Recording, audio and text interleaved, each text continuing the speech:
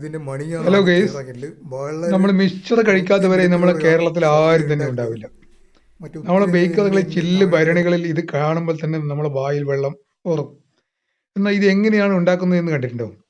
Mixture ആദ്യം വേണ്ടത് ഈ ഓമപ്പൊടിയാണ്. അതിനു വേണ്ടി കടലമാവ് മെഷീനിൽ കുഴച്ച് റെഡിയാക്കി. പക്ഷേ ഈ മിക്സ്ചറുടെ മണികൾ തയ്യാറാക്കും. ആദ്യം ഇങ്ങനെയുള്ള മണികൾ തയ്യാറാക്കി വെക്കും. വളരെ വൃത്തിയിലും വെളുപ്പിലാണ് ഇവിടെ ഉണ്ടാക്കുന്നത്.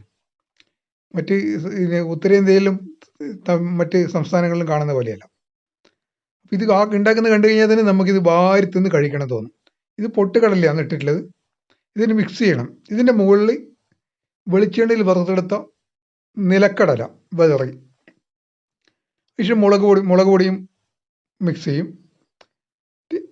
പിന്നെ ഇതുപോലെ നല്ല സ്റ്റീം അടുപ്പിൽ വലിയ ചട്ടിയിൽ എണ്ണ വെച്ചിട്ടാണ് ഇതിൻ്റെ ഓമപ്പൊടി ഉണ്ടാക്കുക. നമ്മൾ ഓമനപ്പൊടി എന്ന് പറയുന്ന സാധനം എന്താ, ഇതുപോലെ വലിയ അച്ചിൽ മെഷീൻ തന്നെ പ്രസ് ചെയ്യുമ്പോൾ അതിങ്ങനെ ഇങ്ങനെ ഇളകി കുമ്മിഞ്ഞ് വരും. ഇത് കണ്ടു കഴിഞ്ഞാൽ തന്നെ വാരി തിന്നണമെന്ന് നമുക്ക് തോന്നും. അപ്പം മിക്സ്ചർ ഉണ്ടാക്കുന്ന ഓമപ്പൊടി ആണ് ചീനിച്ചട്ടിയിൽ വെളിച്ചെണ്ണയിൽ വറുത്ത് എടുക്കുന്നത്. പിന്നെ ഇതുപോലെ ഉണ്ടാവുക. ഒരു 30 സെക്കൻഡ് ആകുമ്പോഴേ ഇത് സംഭവം ഇതുപോലെയാവും. അങ്ങനെ വെട്ടി തിളക്കുന്ന വെളിച്ചെണ്ണയിലായിരിക്കും ഇത് ഉണ്ടാവുക.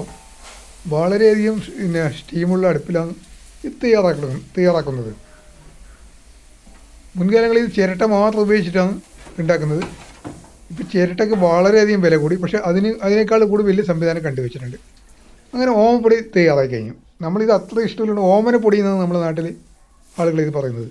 അങ്ങനെ ഓമപ്പൊടി ഇട്ട് അതിൻ്റെ മുകളിൽ നല്ല നാടൻ കറിവേപ്പില വറുത്തത് ഇങ്ങനെ ഇടുക. അതിൻ്റെ സൗണ്ട് കേൾക്കാൻ തന്നെ ഒരു രസമാണ്. ഇനി വാരി തിന്നാൻ വേണ്ടി തോന്നും.